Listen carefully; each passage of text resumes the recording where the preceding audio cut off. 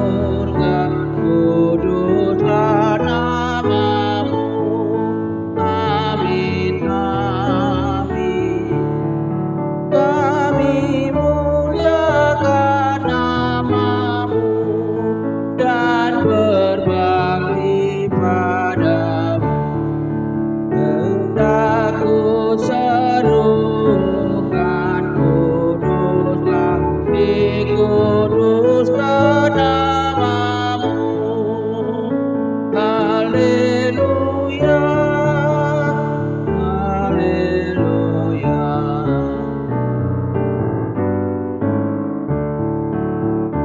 Oh Yesus, oh Yesus, oh Yesus, kau armino dipuji habion. Amin, amin. Oh dari suruh amai, nama tolong rohai, asa selalu amami, siang salut dia, pinujiho, pinujiho. Selamat pagi Bapak, Ibu, Saudara-saudari yang terkasih. Sebelum kita mendengarkan firman Tuhan, terlebih dahulu kita berdoa. Kasih karunia Tuhan kita Yesus Kristus dan kasih setia Allah Bapa dan persekutuan Roh Kudus, itulah yang menyertai hati dan pikiranmu sekalian. Amin. Bapak, Ibu, Saudara-saudari yang terkasih, firman Tuhan yang menjadi renungan untuk kita pada hari ini, Kamis 18 Januari 2024, yaitu dari Yakobus pasal 2 ayat 26. Sebab seperti tubuh tanpa roh adalah mati, demikian jugalah iman tanpa perbuatan-perbuatan adalah mati.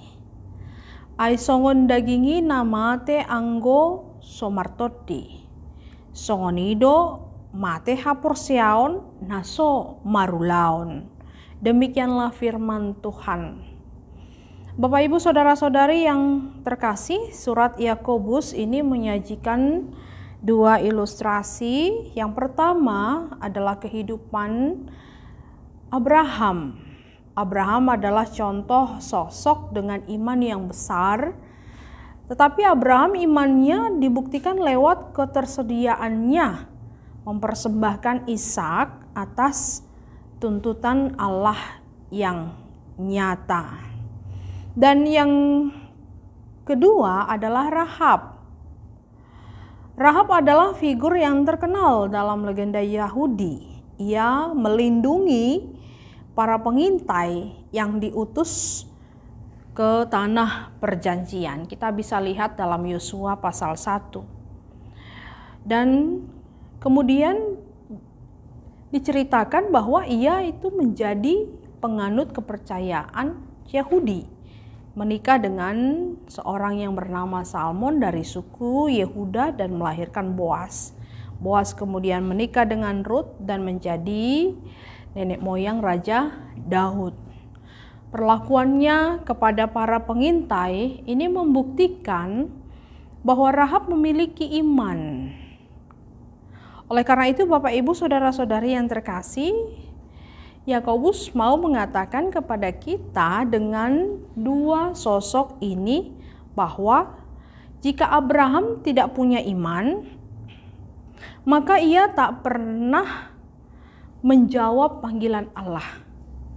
Jika Rahab tidak memiliki iman, ia tak akan pernah mengambil resiko dengan mengidentifikasikan dirinya dengan masa depan Israel. Jika Abraham tidak dipersiapkan untuk sungguh-sungguh mentaati Allah, maka imannya tak akan menjadi kenyataan.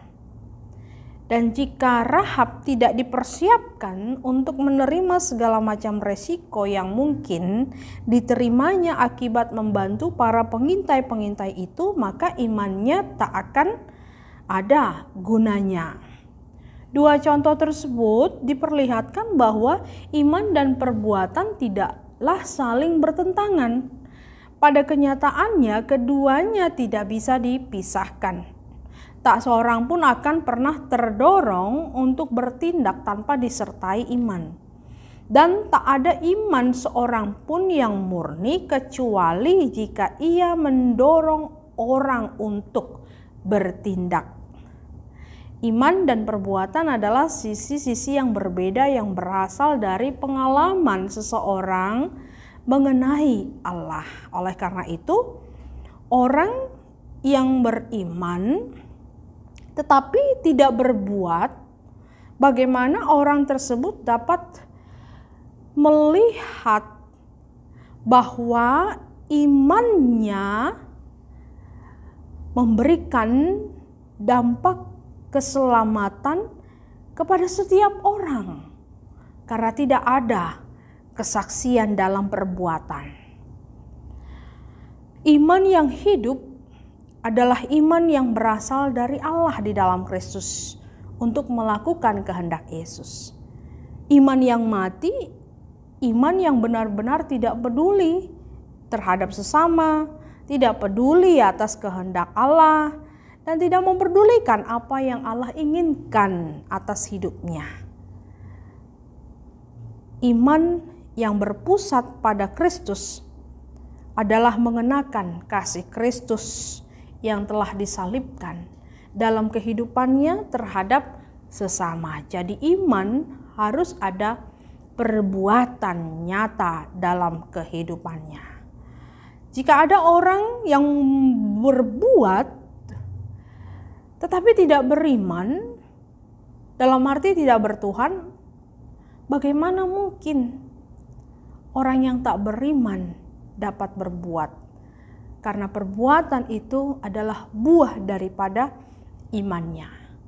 Orang yang bertuhan maka dia akan mampu dan mengetahui melakukan perbuatan yang baik dengan cara yang baik, tujuan yang baik, maka hasilnya adalah untuk kebaikan setiap orang. Karena tanpa Tuhan kita tidak dapat melakukan apapun. Ada keterbatasan dalam diri kita sebagai manusia biasa. Yohanes 15 ayat 5 katakan, Yesus katakan, "Akulah pokok anggur dan kamulah ranting-rantingnya. Barang siapa tinggal di dalam aku dan aku di dalam dia, ia berbuah banyak." Orang yang beriman dan orang yang hidup di dalam Tuhan, maka dia akan mampu melakukan yang baik, dan perbuatannya yang baik itu bukan hanya satu tetapi banyak. Sebab di luar aku kamu tidak dapat berbuat apa-apa. Jadi bagaimana mungkin orang yang tidak beriman dapat melakukan suatu perbuatan yang baik, yang berdampak baik untuk setiap orang?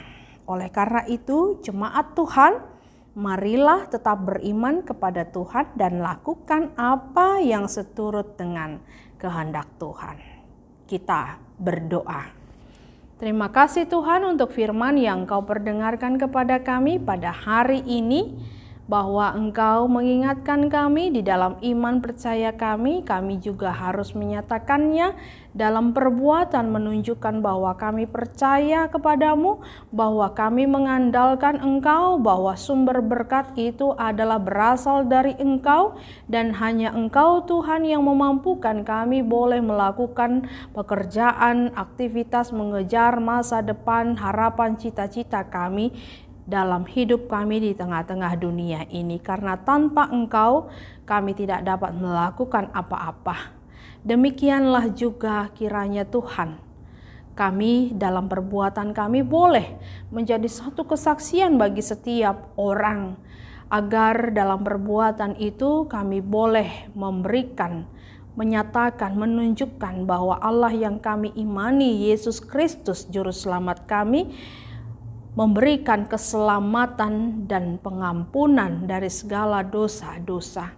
Engkau sertai jemaat-Mu Tuhan, terlebih dalam satu hari ini Engkau berkati segala apa yang Engkau berikan menjadi ladang bagi mereka untuk kelangsungan hidupnya sehari-hari. Dalam Kristus Yesus kami berdoa, kiranya kasih karunia Tuhan kita Yesus Kristus dan kasih setia Allah Bapa dan persekutuan Roh Kudus menyertai kamu sekalian. Amin. Selamat beraktivitas. Tuhan Yesus menyertai. Kami muliakan